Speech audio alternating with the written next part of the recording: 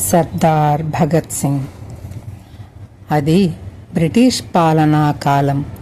కిక్కిరిసిన ఒక రైలు కంపార్ట్మెంట్లో కూర్చున్న ఒక యువకునికి అంతరిద్దీలోనూ తన కంపార్ట్మెంటు కిటికీ చువ్వలు పట్టుకుని ఎవరో వేలాడుతున్నట్లు, గాలిలో ఎగురుతున్నట్లు దుస్తులను బట్టి గ్రహించాడు. ఆ సన్నివేశం కొందరు గమనించినా ఎవరూ పెద్దగా పట్టించుకోలేదు. బోగీ లోపల కాళ్ళు చాపుకుని అందరూ విశ్రాంతిగా కూర్చుని ఉన్నారు. ఇది గమనించిన ఈ యువకుడు వెంటనే తన పక్క సీటులో కూర్చుని ఉన్న తన మిత్రుణ్ణి తట్టి, ఎవరో చువ్వలు పట్టుకుని వేలాడుతున్నారు, పాపం చూద్దాం పదా అన్నాడు. ఇద్దరూ రద్దీని, ప్రయాణికుల గుంపులను తోసుకుంటూ గేటు వద్దకు వచ్చి చూశారు. ఆ వేలాడుతున్న వ్యక్తి బాగా వృద్ధుడు. ఏ క్షణంలోనైనా స్పృహ తప్పవచ్చు, పట్టు జారిపోవచ్చు. యువకుడు వెంటనే స్పందించాడు. వేగంగా కదిలి వెళ్ళి బలిష్టమైన తన బాహువులలో ఆ వృద్ధుణ్ణి ఇరికించుకున్నాడు. అలాగే మోసుకుని తెచ్చి తన సీటులో విశ్రమింపచేశాడు. మానవత్వం మిగిలి ఉంది ఈ లోకంలో అనుకుంటూ ఆ వృద్ధుడు సజల నయనాలతో అలా యువకుని వైపు తదేకంగా చూస్తూనే ఉన్నాడు. చివరకు ఎంతో ధైర్యం చేసి, దయతో నన్ను రక్షించావు బాబు, జీవితాంతం నీకు రుణపడి ఉంటాను అంటే, ఇందులో దయ చూపించడం ఏముంది, ఇది మా కర్తవ్యం అన్నాడు ఆ యువకుడు. ఇది గమనించిన సాటి ప్రయాణికులు కూడా వారిని మెచ్చుకోకుండా ఉండలేకపోయారు.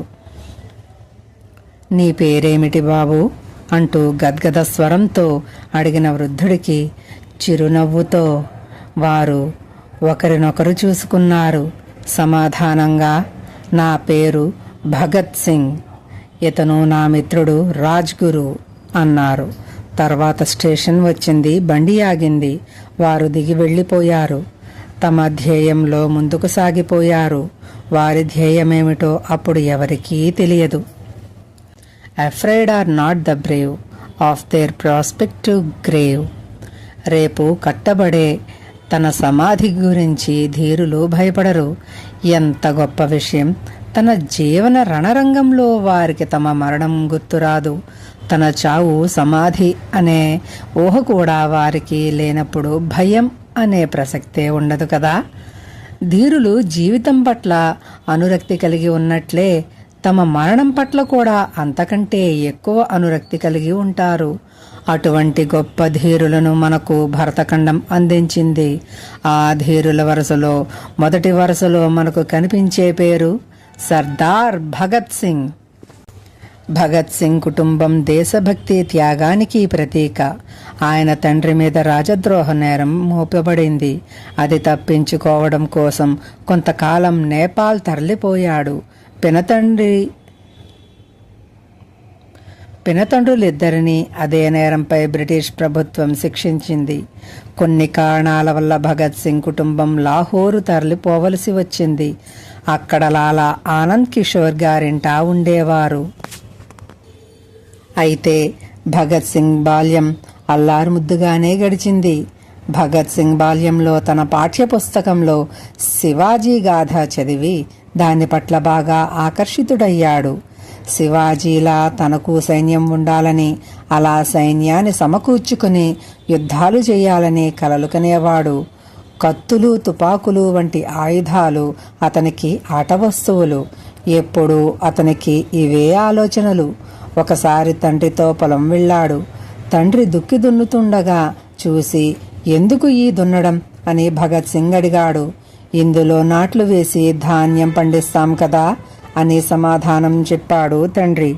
వెంటనే భగత్ సింగ్, ధాన్యం అందరూ అన్ని చోట్ల పండిస్తున్నారు కదా, మనం వాటికి బదులు తుపాకులు, కరవాలాలు ఎందుకు పండించకూడదు అని తండ్రిని అడిగాడు. ఆయుధాలు గురించి పసితనంలోనే భగత్ సింగ్ ఆలోచనలో ఒక భాగం అయిపోయాయి. ఒకసారి లాహోరులో తాము బస చేసిన ఆనంద్ కిషోర్ గారింట ఉండగా లాలాజీ భగత్ సింగ్ను ముద్దుగా ఒడిలో కూర్చోబెట్టుకుని, నువ్వు ఏం చేస్తుంటావు అని అడిగారు. వెంటనే, నేను వ్యవసాయం చేస్తున్నానన్నాడు మన బాల భగత్ సింగ్. లాలాజీ చిరునవ్వుతో, మరి వ్యవసాయం చేసి ఏం పండిస్తావు అని మరో ప్రశ్న వేస్తే భగత్ సింగ్ ఠక్కున సమాధానం చెప్పాడు. ఏమని? తుపాకులు. ఇలాంటి ఆలోచనలతో ఉండే భగత్ సింగ్ ప్రాథమిక విద్య పూర్తి చేసిన తర్వాత లాహోరులో దయానంద ఆంగ్ల విద్యాలయంలో చదువుకునే సమయంలో, అంటే 1921లో బ్రిటిష్ వారిపై సహాయ నిరాకరణ ఉద్యమం ప్రారంభమయ్యింది. ప్రభుత్వ సహాయంతో నడుస్తున్న తన డిఏవి కాలేజీని భగత్ సింగ్ వదిలి జాతీయ కళాశాలలో చేరాడు. అక్కడే సుఖదేవ్, యశ్పాల్ వంటి మిత్రులు పరిచయాలు కలిగాయి. ఆ కాలేజీలో ప్రొఫెసర్ శ్రీ జయచంద్ర గొప్ప విప్లవాభిమాని. ఆయన పరిచయంతో యువతలో విప్లవ భావాలు, దేశభక్తి, ఆంగ్లేయుల పట్ల విద్వేషం, ఏదైనా చేయాలనే ఒక బలమైన తపన అనే భావాలకు బీజాలు పడ్డాయి. ఎఫ్ఏ పరీక్ష పాసు కాగానే భగత్ సింగ్ తల్లిదండ్రులు అతని పెళ్లి చెయ్యాలనే నిర్ణయం తీసుకున్నారు. పెళ్లికి సుతరాము అంగీకరించని అతని విప్లవ మనస్తత్వం ముందుగా ఇక్కడ ఎదురు తిరిగింది. ఎంతకు పెద్దలు అంగీకరించకపోవడంతో తల్లిదండ్రులను, తన వారిని, తన ఊరిని, పై చదువులను అన్నింటినీ వదిలి భగత్ సింగ్ ఎవ్వరికీ చెప్పకుండా ఢిల్లీ వెళ్ళిపోయాడు. అక్కడ బతుకు తెరువుకై అర్జున్ అనే దినపత్రికకు విలేఖరిగా పనిచేయడం ప్రారంభించాడు. ఆ తరువాత అనుభవంతో కాన్పూర్ వెళ్లి ప్రతాప్ అనే పత్రికకు సహాయ సంపాదకుడిగా చేరాడు. అక్కడ మంచి రచయితగా, చక్కటి జర్నలిస్టుగా అందరి మన్ననలు పొందాడు. కొందరు పాఠకులు భగత్ సింగ్ను అభినందిస్తూ బలవంత్ సింగ్ అంటూ చమత్కరించేవారు. ఆ సమయంలో తన తల్లికి బాగా అనారోగ్యం అన్న విషయం తెలిసి భగత్ సింగ్ తిరిగి ఇంటికి వచ్చి చేరాడు. 1926లో ఇంటికి చేరిన తరువాత కూడా భగత్ సింగ్ విప్లవ ఉద్యమ కార్యకలాపాలలో చురుకుగా తిరిగేవాడు. నౌజవాన్ భారత్ అంటే యువ భారతం అనే సంఘం తన ఊరిలో స్థాపించి ఈ పని మీద ఎక్కువ సమయం వెచ్చించేవాడు. భగత్ సింగ్ తండ్రి దేశభక్తుడే, కానీ కొడుకు పట్ల ప్రేమ, అతని భవిష్యత్తుపై ఆశతో కొంత కలవరపడేవాడు. మరీ పూర్తిగా భగత్ సింగ్ పార్టీ పట్ల విప్లవ భావాల పడేవాడు. ఒక వ్యాపకం అంటూ లేకపోతే కొడుకు పార్టీ పనులతో చిక్కుకొని చిక్కులు తెచ్చుకుంటాడని 1927లో దగ్గరలో ఓ పల్లెటూరులో ఒక డైరీ ఫారం పెట్టి ఆ వ్యాపార బాధ్యతలు భగత్ సింగ్కు అప్పజెప్పాడు.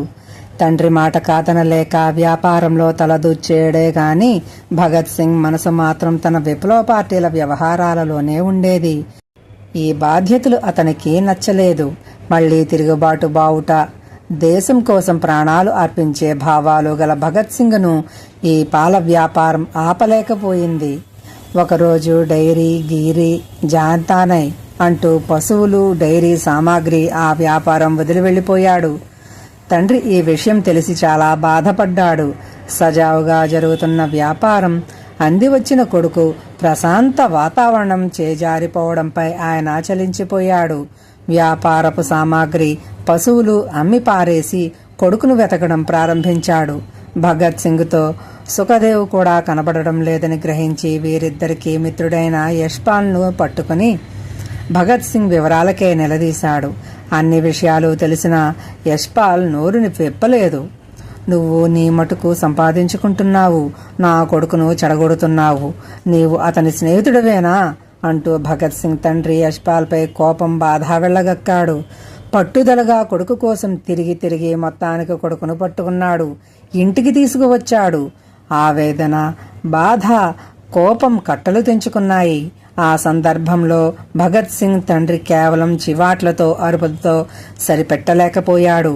ఆ కోపంలో భగత్ సింగ్ను చాలా గట్టిగా కొట్టాడు. ఆ రోజు నా తండ్రి కొట్టిన దెబ్బలు నా జీవితంలో మరువలేనివి అని భగత్ సింగ్ స్వయంగా చెప్పుకున్నాడు. కానీ ఆ దెబ్బలు అతన్ని కనీసం 24 గంటలు కూడా ఇంటిలో ఆపలేకపోయాయి. తండ్రి వేదన, ఆవేదన కంటే మాతృభూమి రోదన అతనిని విచలితుల్ని చేసింది. మరునాడే తండ్రి కంటపడకుండా ఇంటి నుండి మరలా పారిపోయాడు. పాపం, తండ్రిని సహాయంగా ఉండిపోయాడు. కథ ఇంకా ఉంది.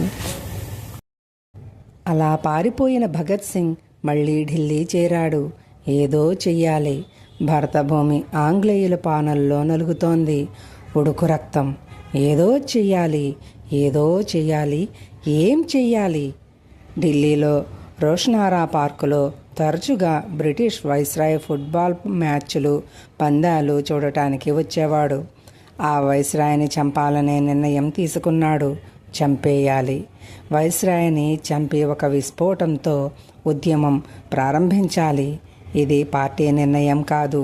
ఇది భగత్ సింగ్ తనకు తాను తీసుకున్న నిర్ణయం. ఈ పనికి తమ పార్టీ సభ్యుడు కాశీరాంను తనకు సాయంగా రమ్మని పిలిచాడు. ఏదో పరీక్షలకు చదువుతున్న కాశీరాం పరీక్షలు రాసే వరకు ఆగమని, ఈలోగా పార్టీ ఆమోదం కోరుదాం అంటే, స్వాతంత్ర సమరయోధుల పార్టీ సభ్యుడివి, విప్లవం కోసం చావడానికి తయారైన వాడివి, నీకు దేశం కంటే పరీక్షలు ఎక్కువ? ఈ పరీక్షలలో పాస్ అయ్యి ఏం చేస్తావు, ఏం సాధిస్తావు అని భగత్ సింగ్ కాశీరాంపై మండిపడ్డాడు. కానీ మరో 3 నెలలు ఈ పరీక్షల పేరిట భగత్ సింగ్ను ఆపి, తమ పార్టీ ఆమోదంతో మంచి వ్యూహరచనతో ఈ పని చేయాలనే తలంపుతో కాశీరాం చేసిన ప్రయత్నాలు, చెప్పిన మాటలు భగత్ సింగ్ వినలేదు. ఓ రోజు హఠాత్తుగా జేబులో రివాల్వర్తో రోషనారా పార్కులో వైస్రాయ్ని చంపడానికి అన్ని ఏర్పాట్లతో వచ్చిన భగత్ సింగ్ను పార్టీ మిత్రులు గమనించారు. ఆ పని చేసిన వెంటనే భగత్ సింగ్ తక్షణం పట్టుబడే అవకాశం ఉందని గమనించారు. వైస్రాయి ప్రాణాల కంటే దేశానికి భగత్ సింగ్ ప్రాణాలు అధిక విలువైనవని భావించిన పార్టీ సభ్యులు వెంటనే ఈ ప్రయత్నం అడ్డుకున్నారు. భగత్ సింగ్ను ఎవరికీ అనుమానం రాకుండా బలవంతంగా అక్కడ నుండి జాగ్రత్తగా తరలించేశారు. రాంప్రసాద్ బిస్మిల్ ఈయన హిందువు, ఆర్య సమాజ సభ్యుడు. అష్ఫాకుల్లా ఖాన్ ఈయన ముస్లిం. ఇద్దరూ మంచి గురు శిష్యభావంతో మెలిగేవారు. హిందూ ముస్లింల మధ్య ఈ మైత్రి, ఆప్యాయత కొంతమందికి కంటకింపుగా ఉండేది. రాంప్రసాద్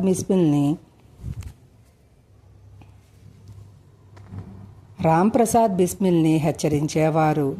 ఈ కాకోరి కుట్రలో బ్రిటిష్ ప్రభుత్వపు సొమ్ము ట్రైన్ నుండి దోపిడీ చేయడం జరిగింది. అయితే ఈ నేరం పూర్తిగా అష్ఫాకుల్లా ఖాన్ ఒక్కడే తన మీద వేసుకుని ఉరికంబం ఎక్కాడు.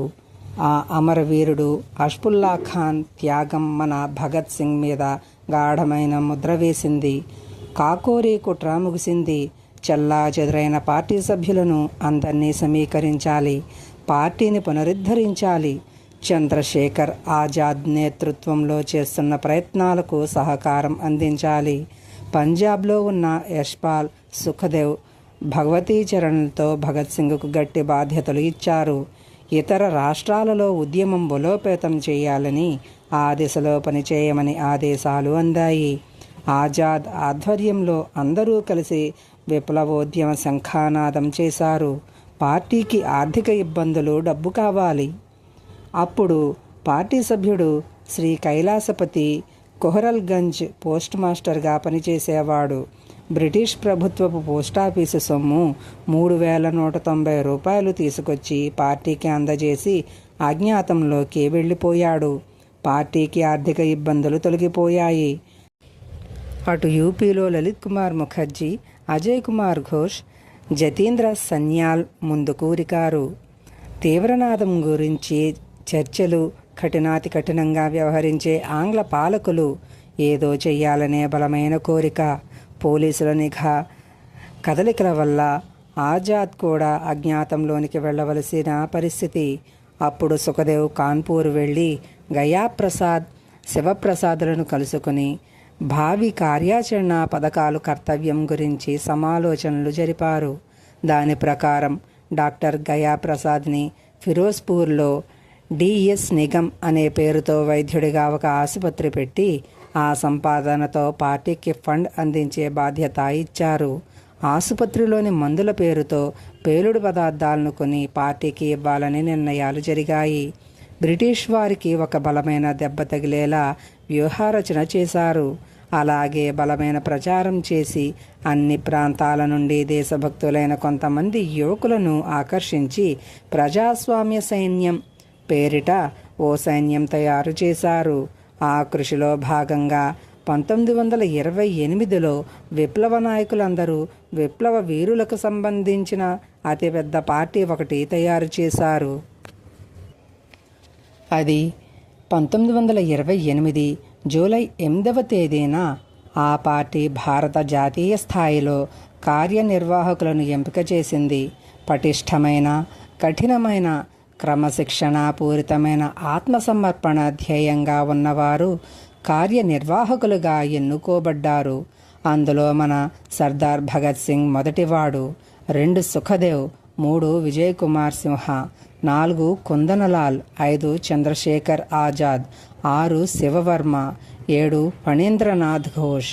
ఈ సప్తాశ్వరథంలో స్వాతంత్ర సమర సూర్యుణ్ణి రేపటి వెలుగుకు ప్రభవింపజేయాలని, అంధకార బంధురమైన ఆంగ్ల పరిపాలన అంతం చెయ్యాలని శబదాలు జరిగాయి. రక్త తిలకాలు దిద్దబడ్డాయి, ప్రమాణాలు చేయబడ్డాయి, నినాదాలు మారుమ్రోగాయి. బీహార్కు ఫణీంద్రుడు, పంజాబ్కు సుఖదేవ్, భగత్ సింగ్, యూపీకు శివవర్మ ఆర్గనైజర్లు, చంద్రశేఖర్ ఆజాద్ కేంద్ర సంఘం అధ్యక్షులు. అతడే ఈ విప్లవ సైనికుల పార్టీకి దళపతి, కమాండర్ ఇన్ చీఫ్. కాకూరీ కేసులో ఉన్న సభ్యుల పేర్లు మార్చి వారిని తిరిగి కొత్త పేర్లతో నమోదు చేయడం జరిగింది. హిందుస్థాన్ రిపబ్లిక్ ఆర్మీ అన్నది ఈ పార్టీ పేరుగా నిర్ణయం జరిగింది. ఇక్కడ పార్టీ తీర్మానించిన సిద్ధాంతాలు గమనించాలి. 1. భారత విప్లవ ఆందోళనలో ఇక నూతన శకం ఇప్పటి నుండి ప్రారంభం కావాలి. పటిష్టంగా పార్టీ సిద్ధాంతాలు అమలుపరచాలి. బ్రిటిష్ ప్రభుత్వంపై జాతి విద్వేషంతో కాక నిజమైన ప్రజాప్రభుత్వం కోసం పోరాడాలి. ప్రభుత్వాన్ని భయాందోళనలకు గురి చేయడానికి హత్యలు, దోపిడీలు తప్పనిసరైన సందర్భంలో కేంద్ర సంఘం అనుమతి తీసుకోవాలి. ఇది కూడా ప్రజా దృష్టిని ఆకర్షించడానికి మాత్రమే చేయాలి. లాహోరు, కలకత్తా, సహరాన్పూర్, షాజహాన్పూర్, ఆగ్రా నగరాల్లో బాంబుల ఫ్యాక్టరీల స్థాపన జరగాలి. వెంటనే కార్యాచరణ ప్రారంభమైంది. వెంటనే అనుకున్న చోట్ల గుట్టు చప్పుడు కాకుండా బాంబు ఫ్యాక్టరీలు స్థాపించబడ్డాయి. Simon go back. బ్రిటిష్ ప్రభుత్వం భారతదేశపు భవిష్యత్ కార్య ప్రణాళిక నిమిత్తం సైమన్ కమిషన్ను ఇండియాకు పంపింది. ఆ కమిటీని ఇండియాలోని ప్రధాన సంస్థలన్నీ బహిష్కరించాలని, ఆ కమిటీ ఎక్కడికి వచ్చినా వ్యతిరేకించాలని నిర్ణయించడం జరిగింది. వారెక్కడికి వెళ్ళినా సైమన్ గో బ్యాక్ నినాదాలతో, నల్ల జెండాలతో ఆందోళన చేసేవారు. భారత భాగ్య నిర్ణయాలు భారతీయులే చేయాలనే ఉద్దేశ్యంతో ప్రతి చోట ఈ ఆందోళనలు జరగసాగాయి. సైమన్ కమిషన్ లాహోరు నగరానికి వచ్చినప్పుడు ఆందోళనకారులు శ్రీ లాలా లజపతి రాయ్ నాయకత్వంలో తీవ్రంగా స్పందించారు. సైమన్ గో బ్యాక్ అని కేకలు వేశారు. నల్ల జెండాలతో సైమన్ను గట్టిగా ఎదుర్కొన్నారు. ఇది తీవ్ర అవమానంగా భావించిన బ్రిటిష్ ప్రభుత్వము దీన్ని సహించలేకపోయింది. వెంటనే లాఠీచార్జి ప్రారంభమైంది. ఎందరికో దెబ్బలు తగిలాయి. ఆందోళనకారులకు బాగా బలమైన గాయాలయ్యాయి. ఈ లాఠీ చార్జీలు పోలీసులు శృతి మించి ప్రవర్తించారు.